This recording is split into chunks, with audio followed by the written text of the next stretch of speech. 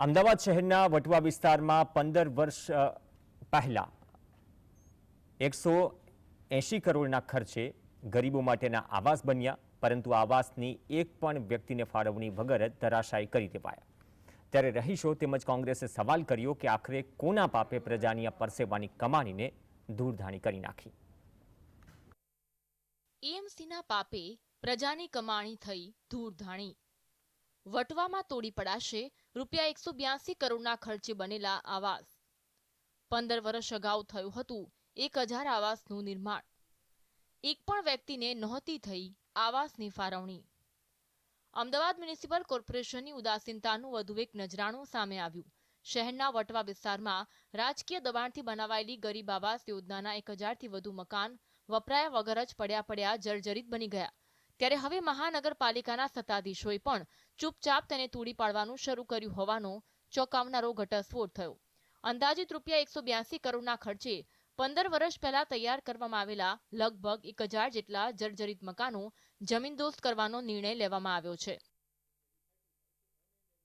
એએમસીના અણધણ આયોજન અને અમલને કારણે કરોડોના રૂપિયાના ખર્ચે બનાવવામાં આવેલા અને અગમ્ય કારણોસર ગરીબ લાભાર્થીઓને ફાળવવામાં નહીં આવેલા 1000 મકાન તોડી પાડવામાં આવશે।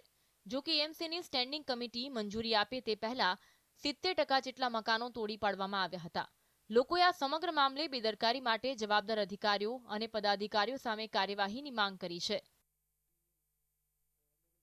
जी हाँ मैडम, ये बिल्डिंग जो है कभी भी गिर सकती है और यहाँ ट्रेन जाती है तो तब तो हमें बहुत ही बुरी तरह से डर लगता है, क्योंकि ये बिल्डिंगें जो है पूरी कांपती हैं और ये हालत ऐसी बिल्डिंगों की हो चुकी है कि ये बिल्डिंग कभी भी गिर सकती है। दूसरा, यहाँ पानी जाने के लिए रास्ता नहीं है, तो हमारी बस्ती में पूरा पानी भरा हुआ है, गटर लाइन पूरी बंद पड़ी है चौकअप। उसके लिए कई बार हमने कंप्लेंट्स भी की, लेकिन अब ये नीचे पूरा पानी बैठ चुका है, तो नीचे की जो नींव है ये पूरी टोटल कमजोर हो चुकी है। जर्जरित થઈ ગયા છે બેન। અત્યારે અમે એવી આશા રાખીએ છીએ કે હવે આ જર્જરિત મકાન પાછા તોડીને અમને બીજી જગ્યાએ કંઈક સારી રીતે શિફ્ટિંગ આપે। બેટા જે મકાન તોડ્યા છે ગવર્મેન્ટે, બેટા જર્જરિત મકાન હતા અને 1575 બ્લોકો હતા, મકાન રૂમો હતા, એ બધા ખાલી હતા। જર્જરિત બાબતે આ મકાન તોડવામાં આવ્યા છે અને અત્યારે અમારે 7 બ્લોકો છે એ પણ જર્જરિત છે। પાણી છે, ગંદુ પાણી છે, ઘણું બધું છે, એના હિસાબે આ જર્જરિત થયેલા છે। 15 વર્ષ પહેલા બનાવાયેલા આવાસ ફાળવવામાં આવ્યા નહીં, જેના કારણે અસામાજિક તત્વો દ્વારા સળિયા, ટાઇલ્સ, પાઇપ પણ ઉખાડીને લઈ જવામાં આવ્યા કે જેથી ત્યાં કોઈ રહી ન શકે। તો પરિસ્થિતિ એ હદે ખરાબ થઈ છે કે પિલ્લરના સળિયા અને કોન્ક્રીટ કાઢી લેવામાં આવતા સ્ટ્રક્ચર સ્ટેબિલિટી રિપોર્ટ પણ નેગેટિવ આવ્યો। જો કે સવાલ એ છે કે શા માટે આટલા વર્ષો સુધી મકાનની કોઈ ફાળવણી ન થઈ? શું કોઈના દબાણથી આવાસની ફાળવણી ન થઈ કે પછી અન્ય કોઈ કારણથી ફાળવવામાં આવ્યા નહીં? જો મકાન ફાળવવાના જ નહોતા તો પછી બનાવ્યા કેમ?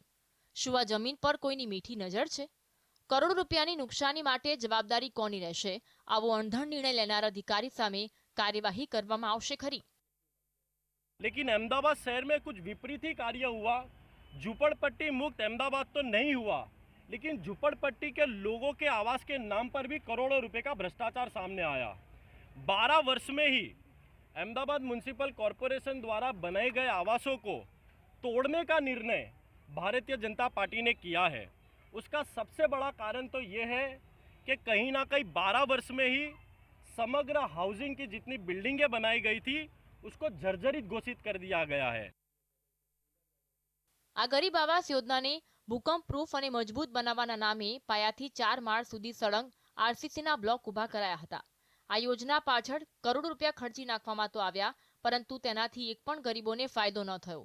ત્યારે ભાજપ શાસિત અમદાવાદ મહાનગરપાલિકા શહેરી ગરીબોને ઘરનું ઘર પૂરું પાડવા અંગે બેવડી અને વહાલા દવાલાની નીતિ અપનાવતી હોવાનું સ્પષ્ટ થયું છે। ઝલક અધ્યારું, જીએસટીવી, અમદાવાદ।